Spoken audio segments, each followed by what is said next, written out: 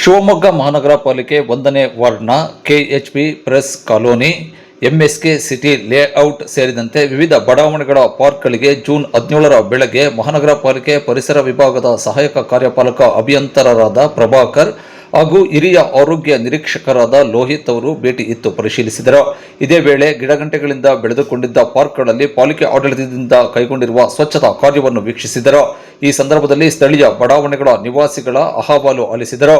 ಪಾರ್ಕ್ಗಳ ಸ್ವಚ್ಛತೆ, ಗಿಡ ನೆಡುವಿಕೆ, ಅಭಿವೃದ್ಧಿ ಕುರಿತಂತೆ ನಿವಾಸಿಗಳು ಮನವಿ ಪತ್ರ ಅರ್ಪಿಸಿದರು. ಈ ಸಂದರ್ಭದಲ್ಲಿ ಪ್ರೆಸ್ ಕಾಲೋನಿ ನಿವಾಸಿಗಳ ಕ್ಷೇಮಾಭಿವೃದ್ಧಿ ಸಂಘದ ಗೌರವಾಧ್ಯಕ್ಷರಾದ ರಾಮಚಂದ್ರಪ್ಪ, ಅಧ್ಯಕ್ಷರಾದ ಪತ್ರಕರ್ತ ಬಿ ರೇಣುಕೇಶ್, ಪ್ರಮುಖರಾದ ಕೊಟ್ರೇಶಪ್ಪ, ಕುಶಾಕುಮಾರ್ ಸೇರಿದಂತೆ ಮೊದಲಾದವರು ಉಪಸ್ಥಿತರಿದ್ದರು.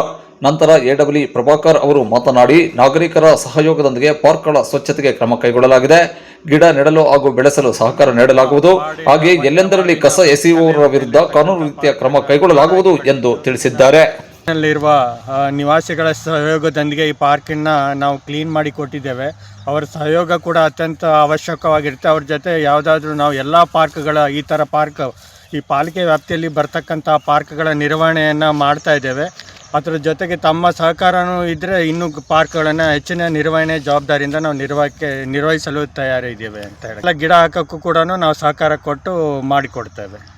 ಸರ್, ಈಗಾಗಲೇ ಕೆಲವು ಪಾರ್ಕ್ಗಳನ್ನು ನಿರ್ವಹಣೆ ಅಂತೇಳಿ ಕೊಟ್ಟಿದ್ದೀವಿ. ಉಳಿದಂಥ ಪಾರ್ಕ್ಗಳನ್ನು ನಾವು ಕೂಡ ನಮ್ಮ ಆರೋಗ್ಯ ಶಾಖೆಯಿಂದ ಕೂಡ ನಿರ್ವಹಣೆ ಮಾಡೋಕ್ಕೆ ಕ್ರಮ, ಈಗ ಸಾರ್ವಜನಿಕರಿಂದ ಬಂದಿರತಕ್ಕಂಥ ಕೆಲವೊಂದು ಪಾರ್ಕ್ ಕ್ಲೀನಿಂಗ್ ಆಗ್ಬೋದು, ಅಂಥವುಗಳನ್ನು ನಾವು ನಿರ್ವಹಣೆ ಮಾಡೋದು ಕೂಡ ನಾವು ಮಾಡಿಕೊಡ್ತಾ ಇದ್ದೀವಿ ಆರೋಗ್ಯ ಶಾಖೆಯಿಂದ.